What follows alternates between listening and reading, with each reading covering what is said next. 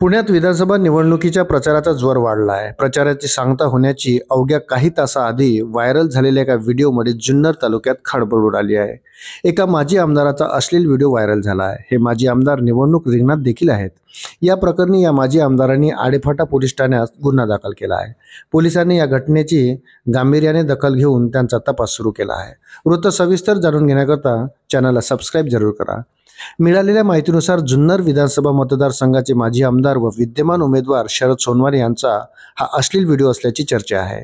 निवडणुकीच्या पार्श्वभूमीवर सोनवणे यांचे अश्लील व चारित्र्यहनन करणारा हा व्हिडिओ सोशल मीडियावर व्हायरल झाल्याने एकच खळबळ उडाली आहे. एका स्थानिक व्यक्तीच्या इंस्टाग्राम पेजवरून हा अश्लील व्हिडिओ व्हायरल करण्यात आला आहे.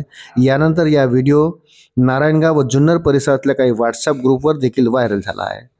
या घटनेची गंभीर दखल शरद सोनवणे यांच्या कार्यकर्त्यांनी घेतली आहे. त्यांनी या प्रकरणी थेट मध्यरात्री आडेफाटा पोलीस ठाण्यावर मोर्चा काढत या प्रकरणी तक्रार दिली आहे. यानंतर या प्रकरणी गुन्हा दाखल झाला आहे. तसेच हा व्हिडिओ व्हायरल करून बदनामी करण्याचा प्रयत्न करणाऱ्यावर कठोर कारवाई करण्याची मागणी देखील करण्यात आली आहे.